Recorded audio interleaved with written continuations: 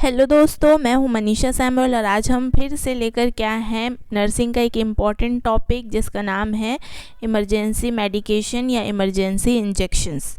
तो सबसे पहले हम देखते हैं इंजेक्शन एट्रोपिन, डोज 0.4 mg या 0.4 ml।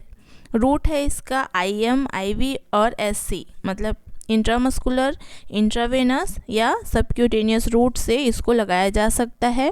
यूजेस है यूज टू ट्रीट ब्रेडिकार्डिया, इसको हम ब्रेडिकार्डिया में लगा सकते हैं जब हार्ट बीट कम हो जाती है। And antidote for organophosphate poisoning, और जब किसी ने ऑर्गेनोफॉस्फेट पॉइजनिंग कर लिया हो, जहर खा लिया हो, तो उस कंडीशन में एट्रोपिन को एंटीडोट के रूप में लगाया जाता है। सेकंड हम देखते हैं इंजेक्शन फ्यूरेसामाइड। फ्यूरेसामाइड लैसिक्स के नाम से भी आता है। डोज है इसका 20 mg या फिर 2 ml। रूट है इसका IM और IV, इंट्रामस्कुलर भी हम इसको लगा सकते हैं और इंट्रावेनस भी। यूजेस है हाइपरटेंशन में और इंक्रीज यूरिन आउटपुट। हाइपरटेंशन का मतलब होता है जब ब्लड प्रेशर बढ़ जाता है तब हम फ्यूरेसामाइड को लगा सकते हैं। इसके अलावा जब यूरिन आउटपुट बहुत ज़्यादा बढ़ जाता है उस कंडीशन पे भी हम फ्यूरेसामाइड को हमारे IM एवं IV रूट से लगाया जाता है। अगला है इंजेक्शन डाइगॉक्सिन। इसका डोज होता है 0.5 mg या फिर 2 ml। रूट है IV यूज़ ओनली, इसको IM, सबक्यूटेनियस या किसी और रूट से नहीं दिया जाता, इसको सिर्फ इंट्रावेनस रूट से ही दिया जाता है। यूज़ है इर्रेगुलर हार्ट बीट, जब हार्ट बीट इर्रेगुलर हो जाए और हार्ट फेलियर की कंडीशन में डाइगॉक्सिन मेडिसिन या डाइगॉक्सिन इंजेक्शन का यूज़ किया जाता है। Next is injection potassium chloride KCl। Dose है इसका 150 mg या 150 ml। रूट है इसका फॉर IV इन्फ्यूज़न, इसको सिर्फ IV इन्फ्यूज़न इंट्रावेनस के द्वारा लगाया जाता है। इसका उपयोग है यूज टू ट्रीट हाइपोकैलेमिया, जब हमारे शरीर में पोटेशियम की मात्रा कम हो जाती है तो इस कंडीशन में पोटेशियम क्लोराइड इंजेक्शन को हमारे बॉडी में इंट्रावेनस के द्वारा इंजेक्ट किया जाता है। Injection calcium gluconate. डोज है इसका 100 mg या 100 ml। रूट है इंट्रामस्कुलर या IV, इंट्रावेनस रूट से हम दे सकते हैं, 2 रूट है। यूज़ है हाइपोकैलेसीमिया। हाइपोकैलेसीमिया का मतलब होता है जब हमारी बॉडी में कैल्शियम का लेवल कम हो जाए तो उसे हाइपोकैलेसीमिया के कंडीशन में कैल्शियम ग्लूकोनेट का इंजेक्शन लगा सकते हैं। साथ में है मैग्नीशियम टॉक्सिसिटी, जब मैग्नीशियम हमारी बॉडी में टॉक्सिन के रूप में काम करने लगता है या जहरीले रूप में काम करने लगता है तो एंटीडोट के रूप में कैल्शियम ग्लूकोनेट का इंजेक्शन का उपयोग किया जाता है। Next is injection soda bicarbonate. Soda bicarbonate का डोज है 75 mg या 75 ml। रूट है इसका IV यूज़ ओनली, इसको सिर्फ हम इंट्रावेनस के माध्यम से दे सकते हैं। यूज़ है यूज टू ट्रीट हाइपरकैलेमिया, जब हमारे बॉडी में पोटेशियम का लेवल बहुत ज़्यादा बढ़ जाता है तो इस कंडीशन में सोडा बाइकार्बोनेट दिया जाता है।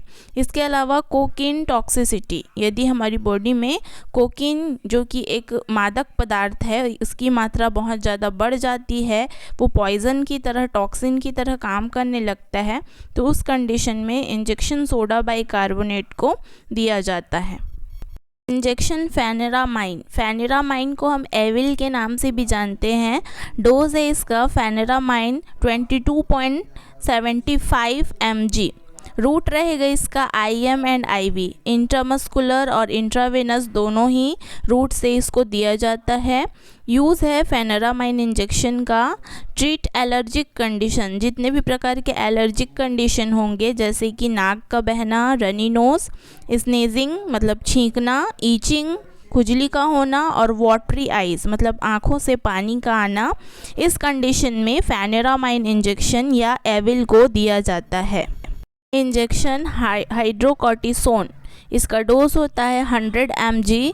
रूट है IV, इंट्रावेनस इसको दिया जाता है। यूज़ है ट्रीट स्किन एलर्जिक कंडीशन, अगर स्किन से संबंधित किसी प्रकार का कोई एलर्जी है तो उस कंडीशन में हाइड्रोकॉर्टिसोन को दिया जा सकता है। इसके अलावा अस्थमा के कंडीशन में भी इसको देते हैं। दमा या अस्थमा जो एक रोग है जिसमें सांस लेने में तकलीफ होती है, उस कंडीशन में दे सकते हैं।